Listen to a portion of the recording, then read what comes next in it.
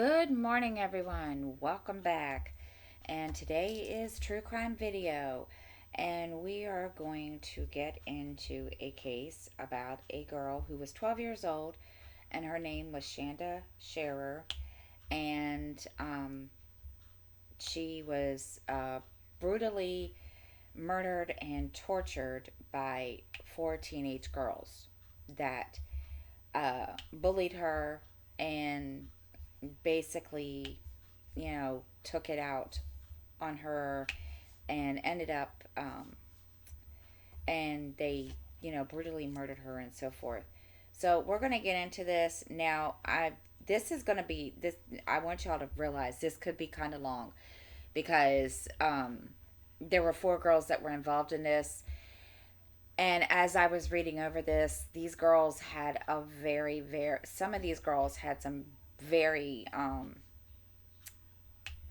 very, uh, disturbing childhoods. Some of them, one of them particularly, and it's just something that I was just like, no way. Now, Shanda lived, she was born in Kentucky in Pineville. Then um, her parents divorced, her mother remarried, and then they moved to Louisville, Kentucky. Then eventually her mother divorced again, but before her mother divorced again, Shanda had attended 5th and 6th grade at St. Paul School, where she participated in cheerleading, volleyball, and softball. Then her mother divorced again, and then they moved to New Albany, Indiana. And then she enrolled into the Hazel, enrolled at Hazelwood Middle School. And then early in the school year, she was transferred the um, to the Lady of Perpetual Help School, which was a Catholic school in New Albany, where she joined the basketball team. And now there were four girls that constantly bullied her. And these four girls, I was very, very, I was like, now, remember, Shanda is only 12 years old. These four girls were 15 to 17 years old. And this was totally planned by one of the girls, and all four of these girls went along with it.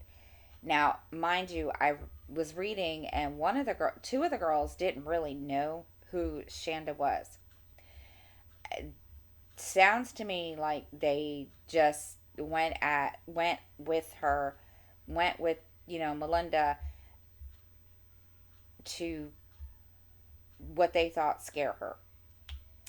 So we're going to get into this, and I'm just going to tell you the names of the girls that were involved in the murder: Melinda Lovelace, Laurie Tackett, Hope Rippey, Tony Lawrence. Now, Melinda has had a really, really kind of messed up childhood. Her parents were very strange people. They, like to go to bars and basically pick people up. Now, the mother, not so much. Uh, they would go to, the father would, kind of make the mother go to bars with him to pick up people, and they would have orgies at their home. Now, mind you, Melinda was in the house when all this was going on. So you can just imagine what this poor girl had to have seen. Now, her father was uh, a probationary officer with the New Albany Police Department. Then, after 8 months, he was fired, and then he became a mail carrier. But he quit after 3 months, and he did did very little work, and Marjorie worked intermittently since 1974. They lived, the family was fine. When the both parents were working, they were living in the upper middle class suburb of Floyd's Knobs. Larry did not share his income with the family, and he spent most of the money on firearms, motorcycles, and cars. And he eventually filed bankruptcy in 1980. Then, now this is where it starts to get really, really disgustingly gross. And again, I'm gonna kind of give you guys, a disclaimer here. If this kind of stuff bothers you, you guys can, leave. When Melinda was 9 years old, Larry had his mother brutally assaulted and raped, and um, eventually she tried to kill herself. And after that, she refused to have anything to do with him for over a month, even though we lived in the same house. So, this guy just did not care, and just craziness. So then, after a month, he, ended up taking it upon himself to basically rape her, and Melinda was in the house when this occurred. So this child, kind of is getting her eyes open as to how her father really is. And then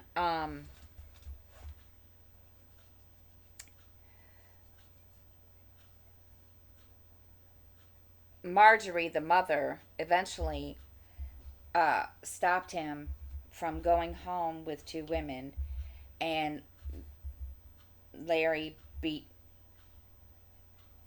uh, Marjorie severely. Now, the extent of the abuse of his daughters and other children is not clear at this point. Um, they claim that he did fondle Melinda as an infant, and that he also molested Marjorie's 13-year-old sister, and also molested the girl's cousin from the age of 10 to 14.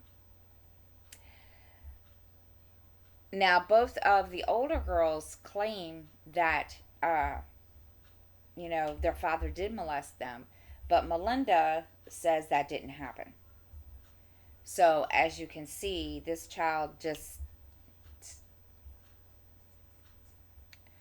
um, this child just kind of just, didn't really,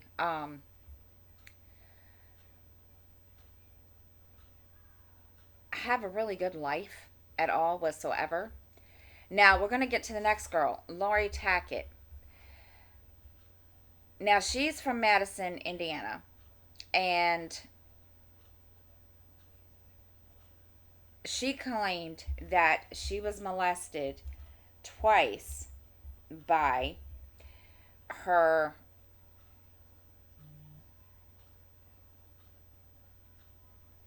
it doesn't who she said was um, molested.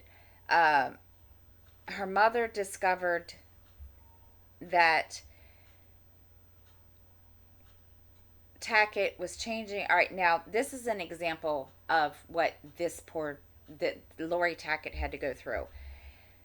Tackett was changing into jeans at school, and after a confrontation, her mother attempted to strangle her. As social workers became involved, and they started making visits to the home and so forth, and her mother and her just became uh, her and her mother just became, constantly into conflict.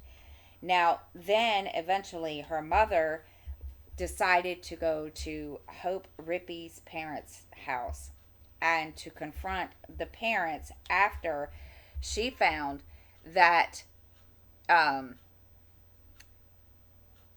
Hope's father had purchased a Ouija board for the girls, and she demanded that the Ouija board be burned and the house exorcised. So you got to realize this is just some freaky crap. I mean, we're getting the occult involved in here, which I didn't realize that, that's just freaky. But but then again, there's a lot of things that um so then uh so now on to the next part. Um she Now after Lori's 15th birthday, she became fascinated with the occult. And then she would attempt to impress her friends by pretending that she was possessed by the spirit of Deanna the vampire. And she began to inflict it began to engage in self-harm. She began to, basically, harm herself, so forth. And she began dating a girl in 1991 who was involved in the practice, and her parents discovered the self mutilation and checked her into a hospital, and then she was eventually prescribed a antidepressant. 2 days later, her girlfriend and Tony Lawrence cut her wrist deeply and returned to the hospital. And she was diagnosed then with borderline personality disorder and experienced hallucinations since she was a child. She dropped out of high school in September. She stayed in Louisville in October to live with various friends.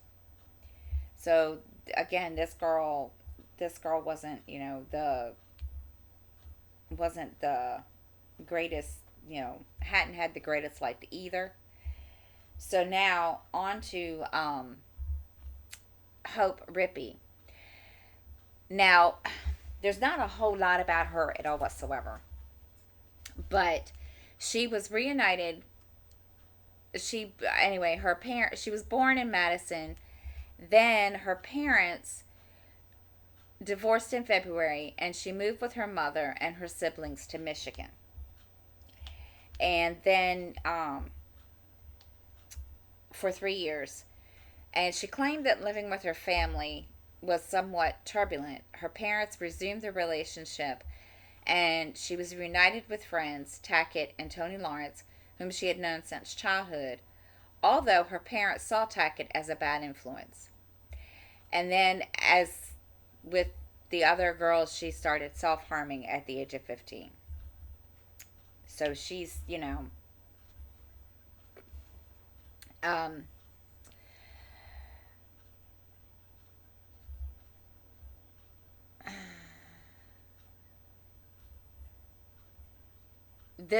now Tony Lawrence was, like I said earlier, she was a friend the to Lori and Hope, and she, eventually, um, it eventually she was abused by a relative of age 9, and also by a teenage boy at age 14. And the police were able to issue an order for the boy to keep away from her. She went into counseling but did not follow through. And then she began to self harm and attempted suicide in the 8th grade. So I kind of, this kind of stuff, kind of bothers me in a way. No, I was never like this, but like I said, I was bullied in high school, so I can kind of see why some of these girls, bullied this girl in high school. I mean, I don't know, if it's because, they thought this girl had everything they didn't, or exactly what the deal was. It,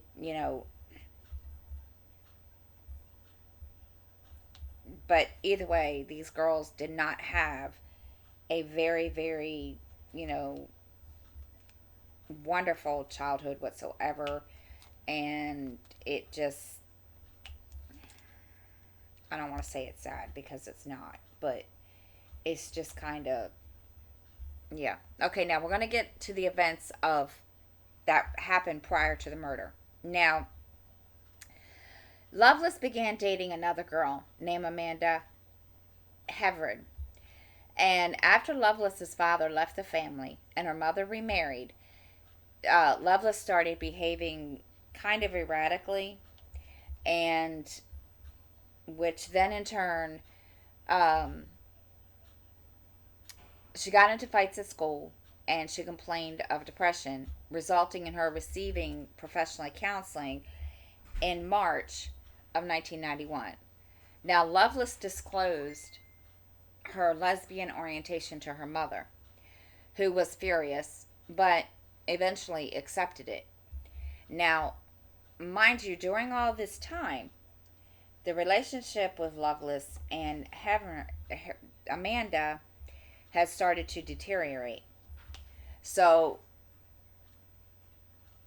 then Amanda Heverin and Sheriff met in the fall semester at Hazelwood, where, as you can recall, that's where Shanda started going before she was transferred to the Catholic school.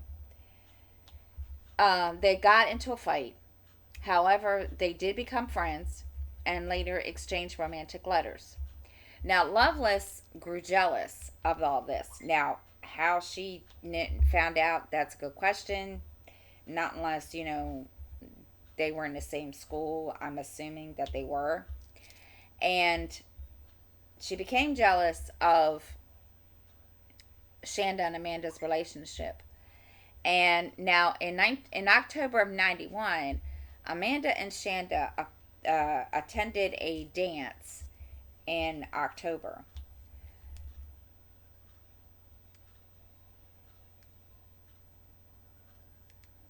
And where Lovelace found and Melinda found them and confronted them. And although they had never formally ended their relationship, Melinda started to date an older girl.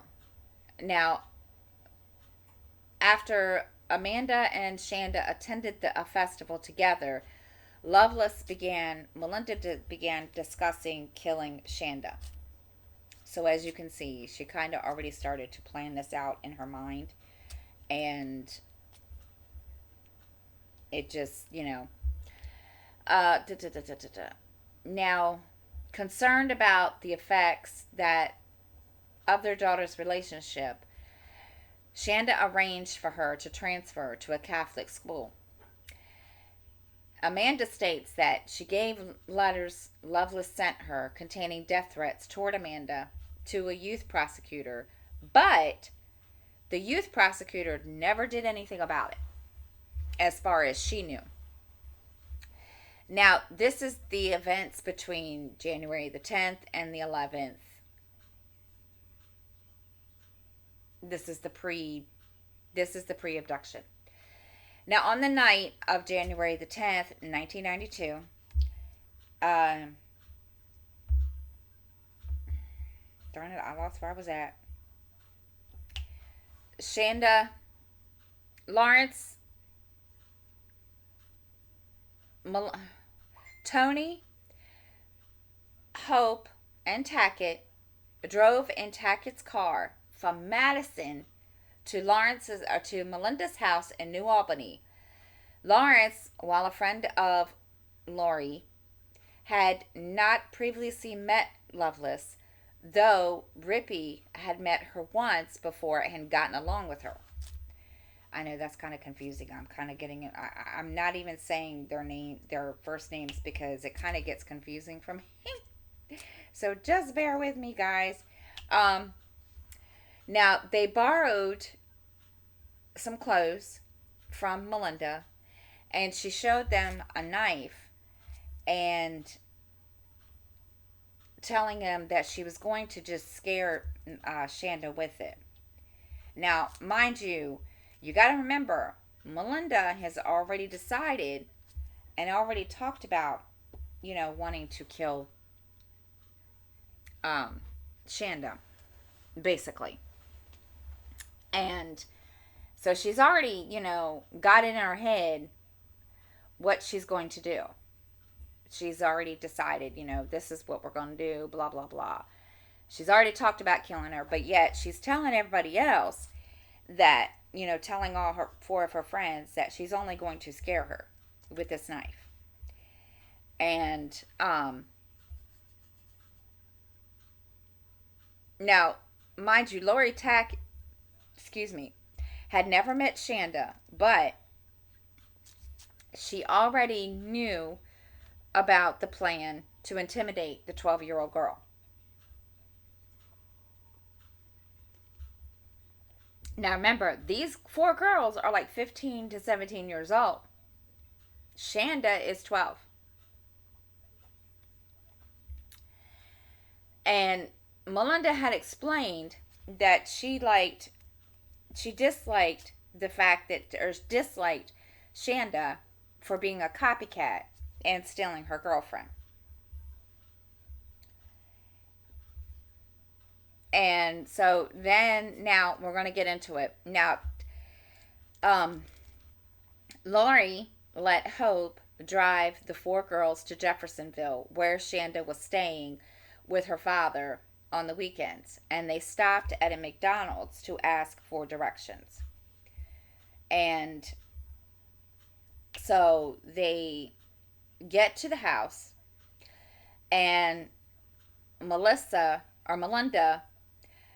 instructs Hope and Tony to go to the door and introduce themselves as friends of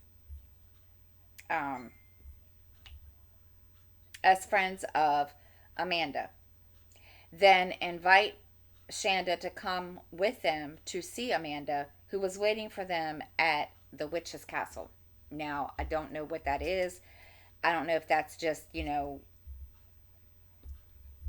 whatever it is. I have no clue. But anyway, it's a ruined stone house located on an isolated hill that overlooks the Ohio River. So Shanda said that she couldn't go because her parents were awake, and she got the girls to come back after her parents went to bed. So,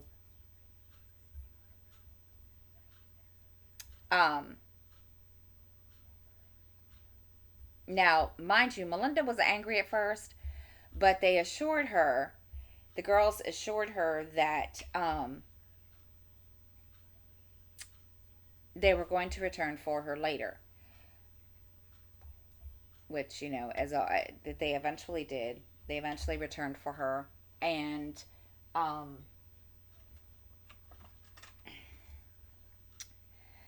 so now the four girls left Shanda's house, and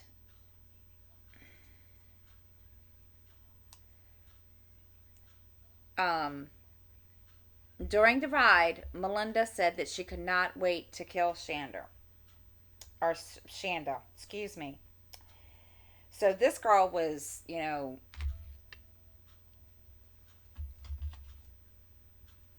like I said, it sounds to me like this girl had this planned, even though she's telling all three of the other girls that she just wants to scare her. And that's what they think. The other three girls are thinking, okay, we're just going to scare her. We're not going to do anything. And, well, so, on the way there, Melinda is, can't wait to basically kill her, even though she's trying to be nice to her, it sounds like. So, now,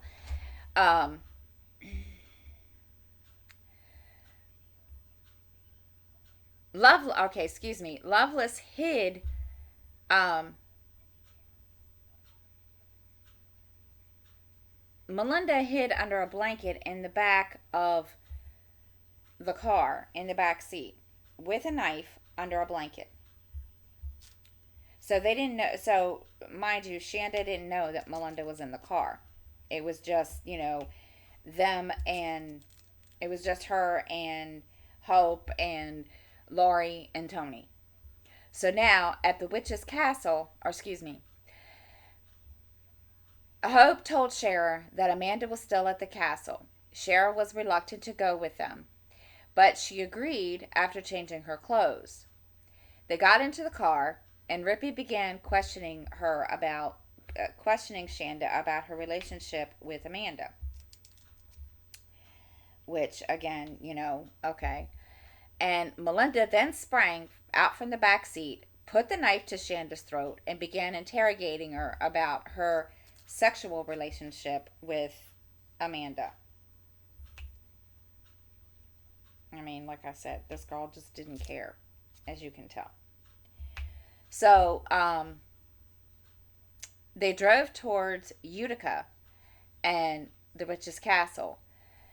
Laurie told the girls that a local legend said the house was once owned by 9 witches and that the townspeople burned down the house to get rid of the witches. So, yeah. As you can see, like I said, we're getting into, the occult stuff, and it's getting weird because some of these girls already believe in this stuff. So, yeah. Now, again, I mean, now this is just, this takes bullying to the very next level and to the level that it should not go. Now,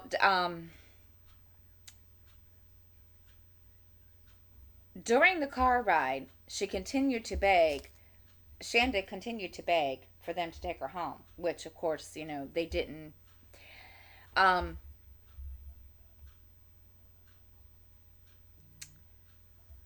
they got Shanda inside, and now, mind you, during all this, Melinda ordered Shanda to take off her bra, and then she handed over to Rippy.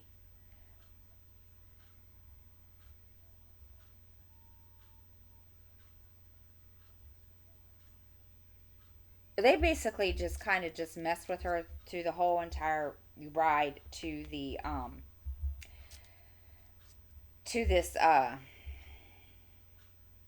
this castle, or whatever it is that it's called. So, as you can see, these girls are not, being, whatever. Now, when they got to the castle, they took Shanda inside, bound her arms and legs. Then Melinda started taunting her that she had pretty hair and wondered how pretty she would look if they were to cut it off. So now, mind you, you know, uh, Shanda gets scared even more. They take off uh, Shanda's rings and handing them to each girl. And at some point, uh, Hope had taken Shara's watch and danced to the tune it played. And Tackett further taunted Shara, claiming that the witch's castle was filled with human remains and that Shanda would be next. So these girls just didn't care, right? Then to further threaten Shanda, Tackett retrieved a shirt with a smiley face design from the car and lit it on fire, but immediately feared that the car would be spotted by passing car. The fire would be spotted by passing cars, so the girls left with Shara. Now, during the car ride, which I tried to explain earlier, Shanda continued to beg for, basically to beg, period, and to take her back home. Melinda then ordered Shanda to slip off her bra, and which was given to Hope, and then who slid off her own bra and replaced it with Shanda's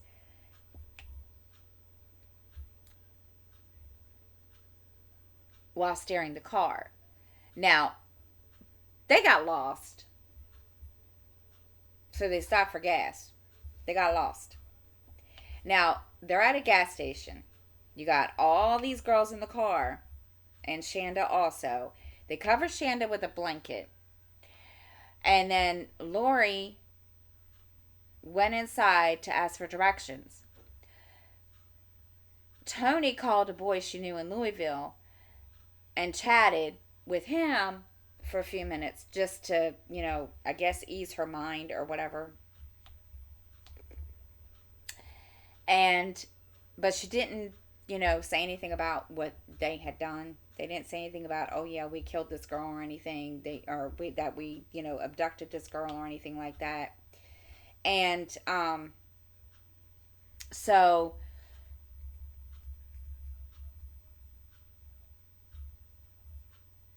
they ended up at the edge of woods near Lori Tackett's home in Madison. Now, this is where it gets disgustingly gross, and I do apologize if it gets gross, and if disclaimer, just letting you know, if it gets too much for you, you can turn this off. But now this is where we get into the torture part, and as I said, this takes bullying to a whole new flipping level, because oh my god. So Lori led them to a dark garbage dump off the logging road, and then Tony and Hope were frightened and they stayed in the car. Now, Melinda and Lori made Shanda strip naked. Then Melinda beat Shanda with her fist. Next, she repeatedly slammed Shanda's face into her knee, which cut Shanda's mouth open on her own braces. And then Melinda tries to, excuse me. She tried to slash Shanda's throat. Excuse me. I can get some coffee.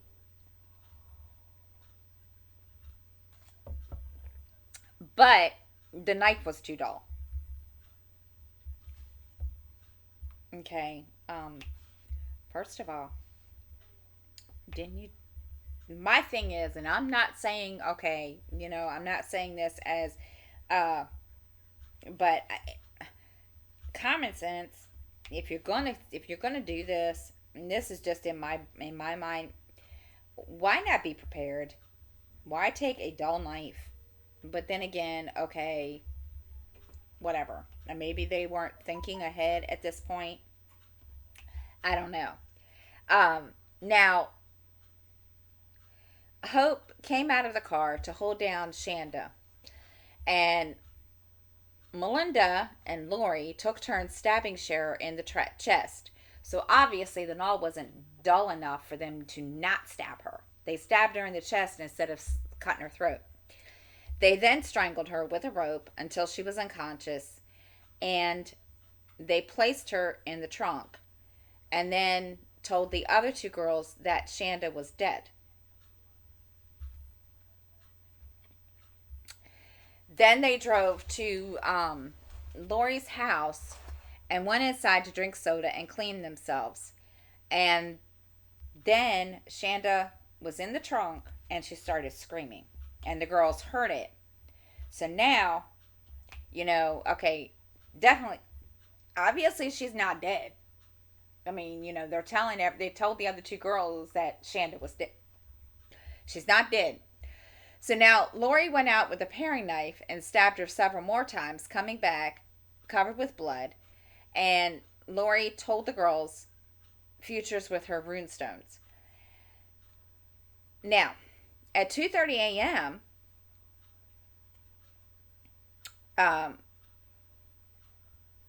Tony and Hope stayed behind as Tackett and Melinda went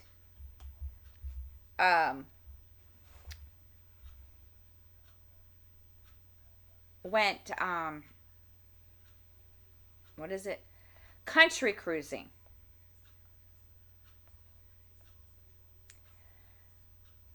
Driving to the nearby town of Canaan, Shara continued to cry and make sounds, gurgling sounds. So Tackett ended up stopping the car. And now this is what I probably would have peed my pants if this had happened. But when they opened the trunk, Shanda sat up. Now, mind you, um she's been stabbed. She's covered with blood, and she sat up. Her eyes rolled back in her head, but she was unable to speak. Now, then Tackett beat her with the tire iron and then told Lovelace to smell it.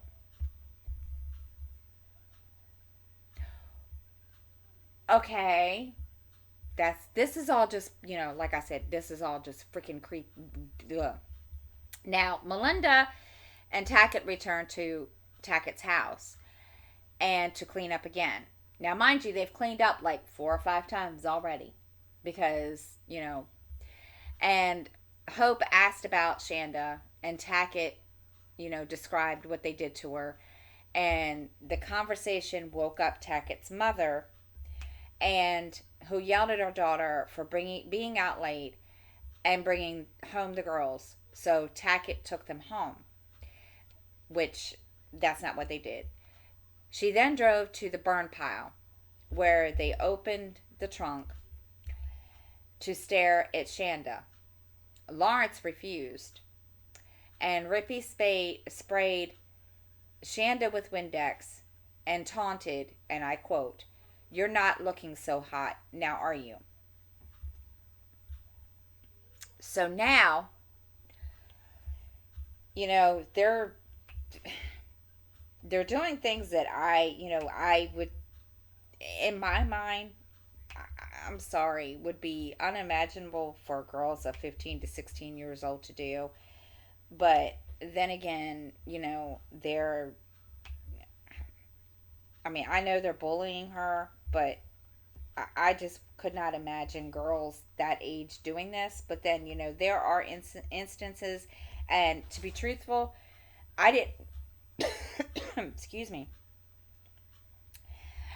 I didn't realize how bad some bullying can get until I was watching, a lot of interviews and, talk shows about bullying and teenagers and so forth. And it's really, really sad. But these girls, this kind of took it over to the next level big time. Now, they drove to a gas station. They pumped some gas into the car.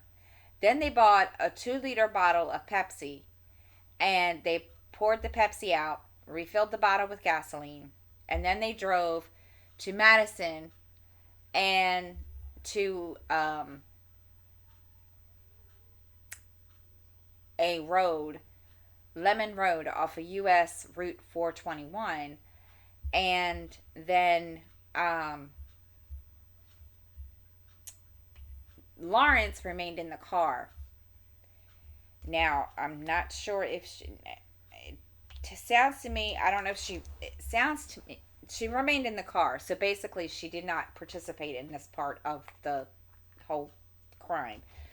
But Lawrence remained in the car while Tackett and Rippy wrapped Shanda, who was still alive, in a blanket and carried her to a field by the gravel country road. And Tackett then made Rippy pour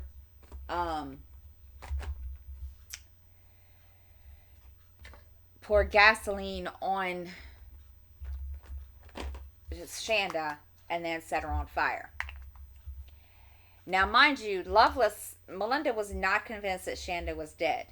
So they removed they then turned around. Now, mind you, they had left after they set her on fire the first time. Okay? But Melinda wasn't convinced that Shanda was dead.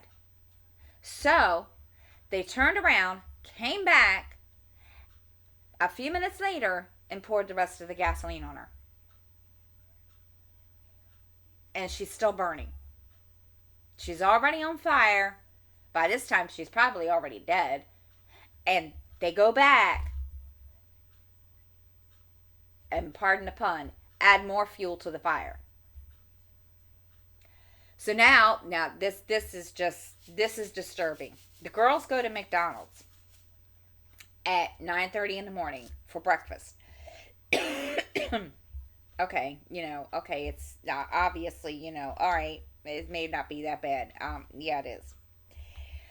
The girls go there and they laugh about what happened to Shanda, and they're looking and they're comparing one of the little sausages or whatever that they eat that you can get. Well, they compared that to Shanda's body.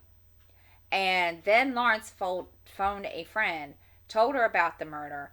Then Tackett dropped off Lawrence at their homes and returned, and Melinda returned to her own. Excuse me. Tackett then returned to her own home with um with Melinda.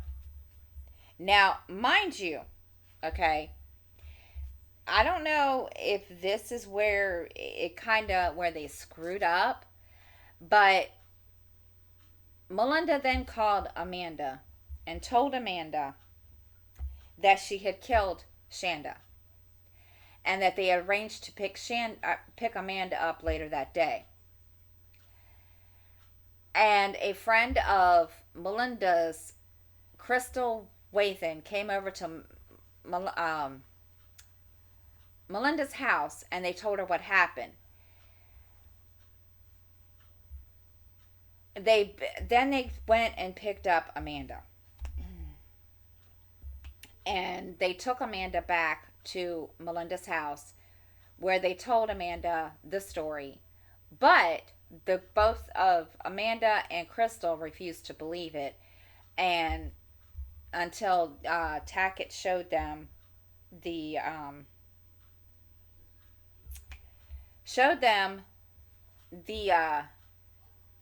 the trunk with Shanda's bloody prints and her socks. Amanda was horrified and asked to be taken home. So Melinda takes her home. When they pull in front of her house, Melinda then proceeds to kiss Amanda and told her she loved her and pleaded with her not to tell anybody, and Amanda promised not to tell anyone. So, yeah. So now, on January the 11th, 1992, two brothers from Canaan were driving on this road where Shanda was left, and they noticed the body on the side of the road. They called the police and were asked to return to the corpse. Now, David Cam, who was later acquitted for his own family members, was one of the responding officers. Then Jefferson County Sheriff Buck Shipley began to investigate, including in collecting forensic evidence. They initially suspected a drug deal had gone wrong, but they didn't believe the crime had been committed by locals. Now, Shanda's father noticed that his daughter was nowhere to be found.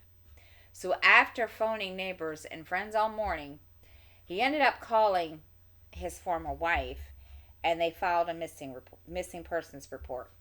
This was at 1:45 p.m. So now at 8:20, this is interesting.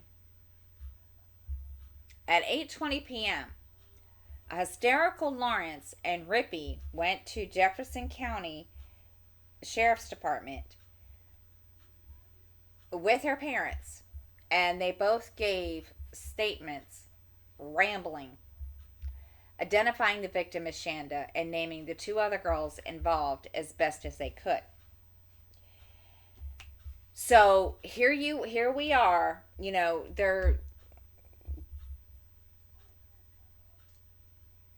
they're describing, the events of the night before, and, of course, her body's unidentifiable at this point because, she's burned to death, and probably, there's probably no way that they can get any kind of DNA from her at all whatsoever.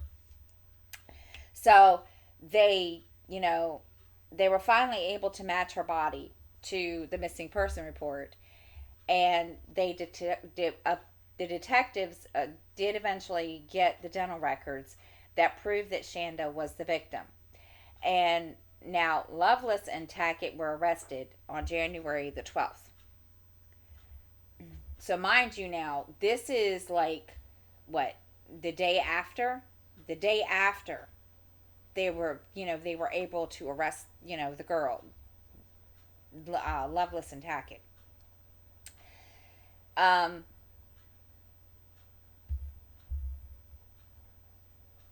Now, the bulk of the warrant um,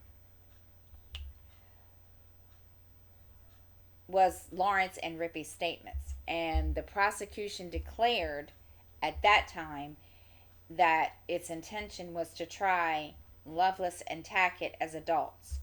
Now, the attorneys, of course, are going to fight back and forth about that because, number one, these girls are like, 16, 17 years old, and, you know, but, they have to also realize, the severity of the crime. I mean, these girls may have been teenagers, but the things they did to this 12-year-old girl, there's just, it doesn't, there's no words. So now they go through this whole entire process. Eventually, the girls are charged as adults, and to avoid getting a death sentence or death penalty, they agreed to a plea bargains. And there, of course, as always, there's kind of mitigating factors to the whole thing. The girls all had troubling backgrounds, um, where they claimed that one of their parents was sexually abusive or abusive, and Lawrence, Rippey, and Tackett all had histories of self mutilation or self harm. So, like I said at the beginning of this, neither one of these girls had a really, really um, wonderful childhood. I mean, these girls, were kind of given the short end of the stick, so to speak. So, of course, Tackett was diagnosed with borderline personality disorder and suffering from hallucinations. At Lovelace often described as she was often described as the ringleader, had the most extensive history of abuse and mental health issues.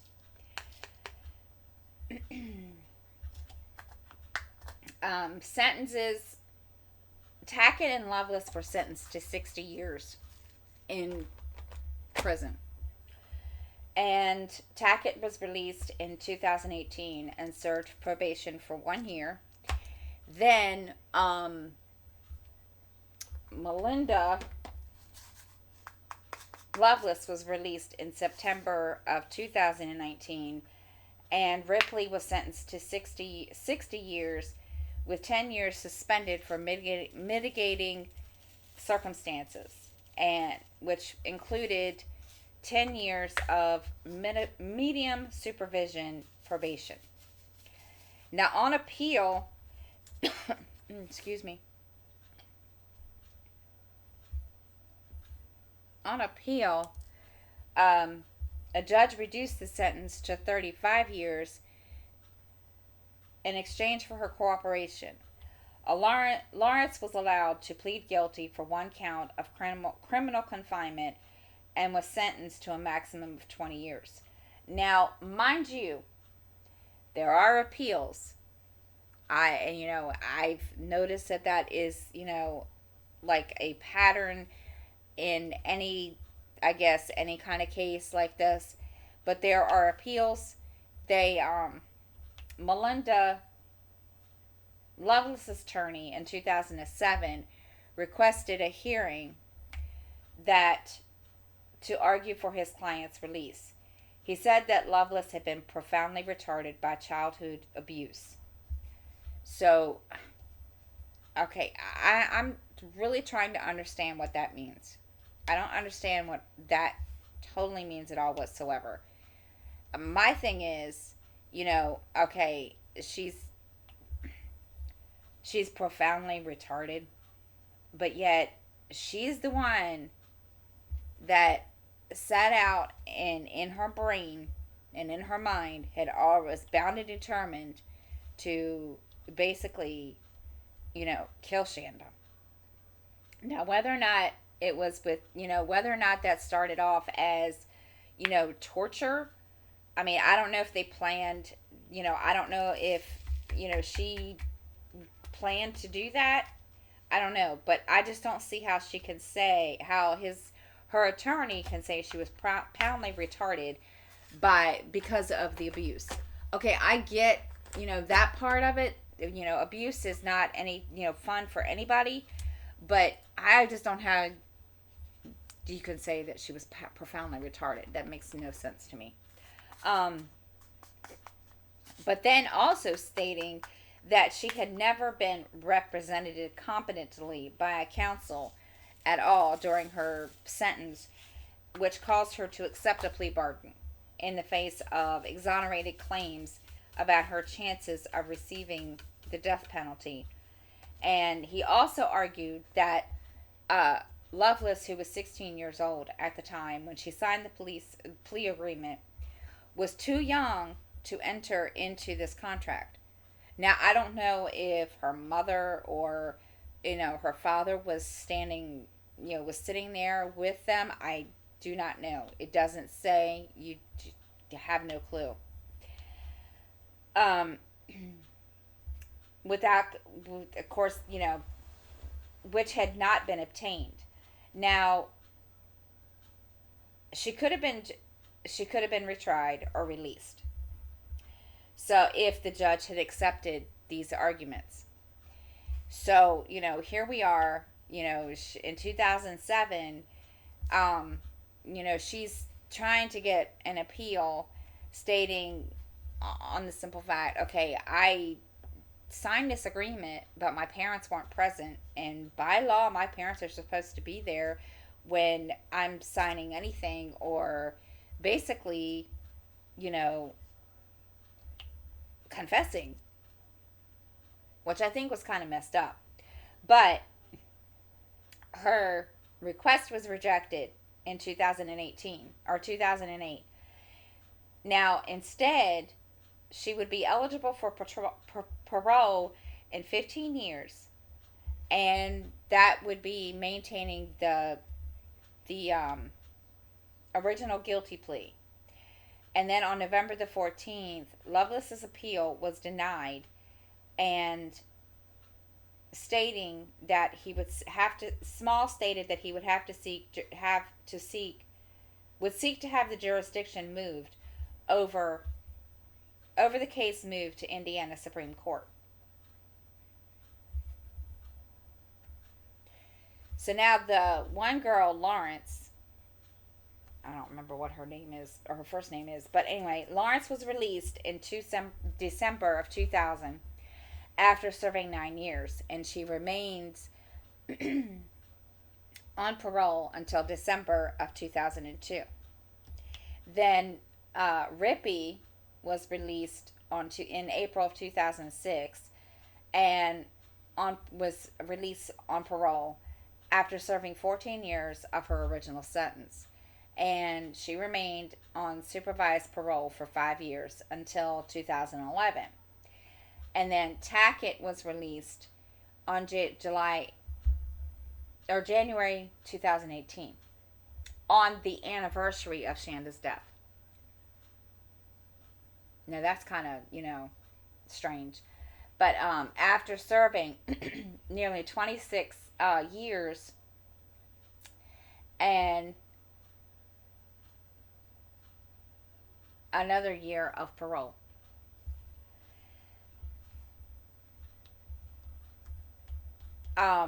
Now, Loveless was released in September of 2019, and she is now currently serving parole in Kentucky.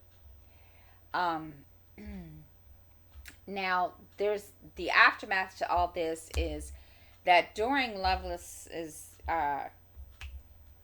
sentence hearing, testimony revealed that her father, Larry, had abused his wife and his daughters, which, again, okay, I feel bad for them, but, there's no excuse for what she did.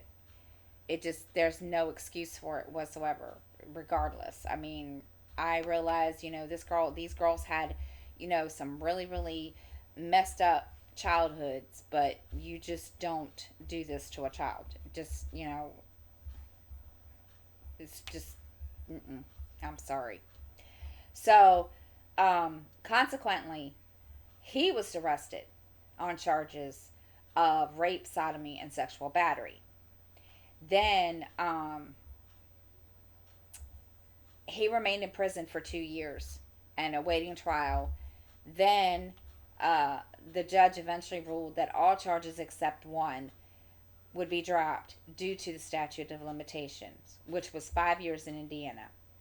Loveless pleaded guilty. He received a sentence and was released in 1995 in June. The weeks following his release, he tried to sue the state of, no, excuse me, he tried to sue the Floyd County Jail for $39 million in federal court. Really? Just really? Okay. He claimed, now this is just funny, okay? He claimed that he had suffered cruel and unusual punishment during his 2-year incarceration. Okay, now one of his complaints was, now this is just funny, he was not allowed to sleep in his bed during the day or read the newspaper. Okay. Really? You're... Okay, so what? He thinks just because he goes to prison he can, sit around and be lazy? I don't think it works that way. I mean, truthfully, I really don't know. But I don't think it works that way. I think I think they put your rear ends to work. I really do. I truly think that way. Um, of course, I don't know. Now, Shanda's father died of alcoholism in 2005, and her mother was her mother did an interview on the investigation discovery series Deadly Women, and stated that Shanda's father was so destroyed by his daughter's murder that that he did everything he could to kill himself besides put a gun to his head. So, yeah, his father was and that he drank himself to death. But the man definitely died from a broken heart. Now, there was a scholarship fund that was established in January of 2009. The fund was able to provide scholarships for 2 students per year from the Prosser School of Technology in New Albany. And then by 2018, Shanda's mother stated that the fund had been depleted and that it was no longer accepting donations. In 2012, she made her first contact with Melinda during the trials, although indirectly. She donated a dog. Wait a minute. She donated a dog named Angel in Shanda's name to um, train for the Indiana Canine Assistance Network program, which basically provides service pets for disabilities, service dogs. Now, Lovelace trained the dogs for years, for several years, and she reported that now Shanda's mother was reportedly to have endured some criticism over that. Now, whether or not this was kind of, Shanda's mom, um, coming, I don't know.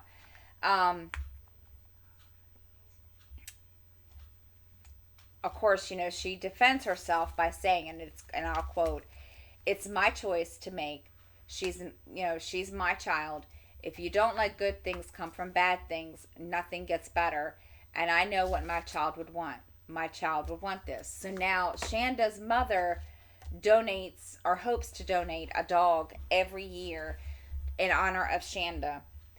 And um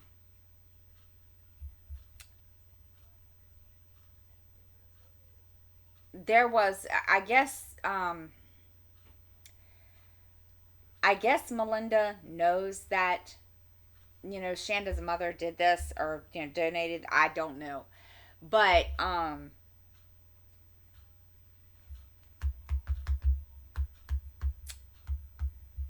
it's a film. It's called Charlie's Scars. So now there's also there was even a play. Now in television, there is a episode in the 5th season of Law and Order Special Victims Unit that's based on the murder. The Cold Case also has one that's based on the murder called The Sleepover. And now I did not know this, but Dr. Phil did an interview with Shanda's mother and her sister Paige, who confronts Hope Rippey on the show. And there's even an interview with Amanda. Now the case of Shanda Shara was covered in the first 2 segments in the Lifetime series Killer Kids. And then also they did the 1990s, The Deadliest Decade, and that aired in 2018 on the Investigation Discovery Channel, which now I'm gonna have to go back and watch. um mm, let's see.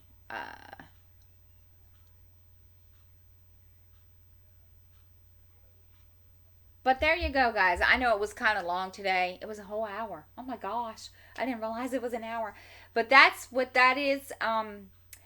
Thank you, Uncrafty Crafter, for, kind of bringing me up, bringing this to my attention. If anybody has any that they would like me to look up, please feel free to comment below. I will gladly add it to my list. And again, I hope everyone has a great week. Thank you for listening. I hope you enjoyed this. And I will see everybody next week. Well, we'll start going back 2 days a week doing the True Crime Corner. But until then, guys, have a happy Thanksgiving. And I will see you all next time.